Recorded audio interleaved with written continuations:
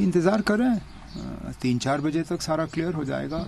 मैंने पहले ही सुबह आपको कहा कि उतार चढ़ाव तो रहेगा ही, क्योंकि जिस तरह वोटिंग की पैटर्न रही और जिस तरह कुछ कॉन्स्टिट्यूंसीज़ में कम कुछ में ज़्यादा, मुझे पहले जिस दिन पोलिंग हुई उस दिन से मालूम था कि काउंटिंग जो है उसका ट्रेंड एक तरफ से नहीं होगा।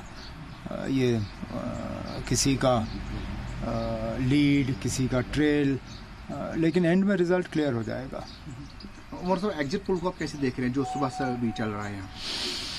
अब ये एग्जिट पोल आप लोग चलाते हो, असली पोल जो मैटर करता है वो आज का है। एग्जिट पोल्स तो आप लोग जो है टीआरपी बढ़ाने के लिए करते हो। एग्जिट पोल्स का नतीजों पे कोई असर नहीं पड़ता, और अक्सर हमने देखा है कि एग्जिट पोल और असली पोल में फ़र्क रहता है। अब देखें, हालांकि ये तो हमें मानना होगा कि सारे एग्जिट पोल गलत हो नहीं सकते, 19-20 का फ़र्क रह सकता है, लेकिन ये उम्मीद करना कि सारे एग्जिट पोल गलत होंगे और मतलब इतना गलत होंगे कि रिज़ल्ट में एक बहुत बड़ा फ़र्क आएगा, शायद नहीं होगा। लेकिन अभी मतलब जैसे मैंने कहा, वोट गिनने को तो 2 घंटे हो गए, शाम तक देखते हैं क्या होता है। तो पीएम ने एक ट्वीट में कल कहा था कि हम बड़ी बहुमत से जीत रहे हैं और जीतेंगे भी। अब माँ सिवाय सजाद लोन साहब के, जिन्होंने इलेक्शन से पहले ही अपने हार का ऐलान किया था, शायद दिल्ली से उनको इशारा आ ही गया था कि वो किसी और की मदद करना चाहते हैं। मुझे और कोई उम्मीदवार बताइए जो इलेक्शन से पहले ही ये कहे कि हम हारने वाले हैं। यहाँ तो एग्ज़िट पोल के बाद भी हार तस्लीम करने के लिए कोई तैयार नहीं है। अब ठीक है, इंडिया ब्लॉक ने भी जीत का ऐलान किया है, वज़ीर आज़म साहब ने भी जीत का ऐलान किया है, शाम तक देखते हैं कौन सही कौन गलत। राहुल गांधी ने कल कहा था कि 295 सीटें इंडिया ले लेंगी। सीधे मुँह से वाले पे लेकिन अब मुझे जम्मू कश्मीर के बाहर के खबर का ज़्यादा कुछ पता नहीं है, वो आप लोग बेहतर जानते हो। कौन कितने नंबर, बीजेपी ने 370, 400, अब राहुल गांधी साहब ने 295, ठीक है ना, देख लेते हैं। बारामूला से लीड पे है। वो तो हमें मालूम ही था, मैंने जैसे आपसे कहा, हमें पता था कि उतार चढ़ाव आ ही जाएगा, और जिस तरह कैंपेन के दौरान जो बातें हुई, जिस तरह के मतलब जिस तरह के नारे चले, जिस तरह का सेंटिमेंट चला, जाहिर सी बात है कि इंजीनियर रशीद साहब को उसका थोड़ा बहुत फ़ायदा तो मिल ही गया होगा। अब बारामूला के लोगों ने क्या फ़ैसला किया है आज शाम तक पता चल जाएगा। अनंतनाग सीट में मियां साहब आगे बढ़ रहे हैं और अपनी पार्टी नज़र ही नहीं आ रही कहीं। अब इंतज़ार करिए, आप लोग बड़ी जल्दी में जो है नतीजों का ऐलान करना चाहते हैं।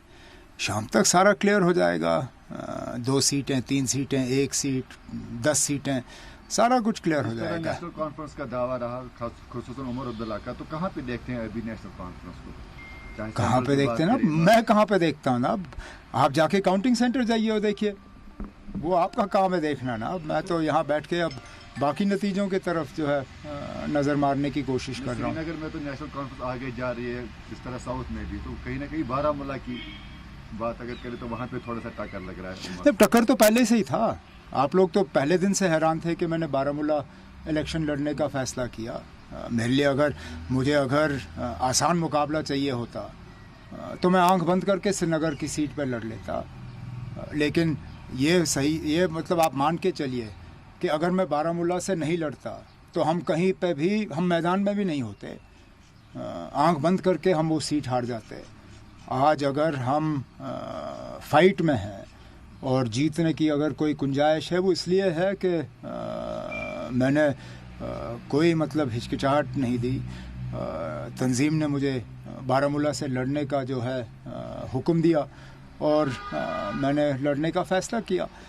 मैं अभी भी मान के चल रहा हूँ कि उतार चढ़ाव के बाद जब आखिरी में नतीजे आ जाएंगे वो नेशनल कॉन्फ्रेंस के हक़ में होंगे। फ़िलहाल जहाँ से वोट गिने जा रहे हैं वहाँ से इंजीनियर रशीद को अच्छा खासा वोट मिला है, लेकिन जो हमारे एरियाज़ हैं जहाँ से नेशनल कॉन्फ्रेंस को जो है एक बहुत अच्छा शेयर वोटों का मिला है वो तो अभी गिनना बाकी है ना। 1 लाख वोट जो हैं गिने गए हैं, 10 लाख वोट पड़े हैं, अभी 9 लाख वोट और हैं।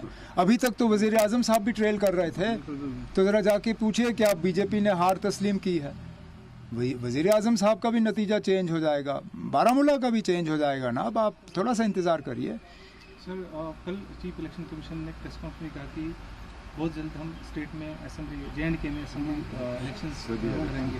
तो क्या नेशनल कॉन्फ्रेंस प्रिपेयर है अब, क्योंकि ऑलरेडी इस वाले से निकलने दीजिए ना। अब इस इलेक्शन के नतीजे आए नहीं और दूसरे इलेक्शनों में आप हमें उतारने का काम कर रहे हैं। अब इलेक्शन कमीशन ऑफ इंडिया ने हमारे ऊपर कोई मेहरबानी नहीं की। मैं तो कहता हूँ ये अफसोस की बात है और मैं बार बार ये चीज़ दोहराता हूँ कि इलेक्शन कमीशन ऑफ इंडिया को ये फ़ैसला खुद करना चाहिए था।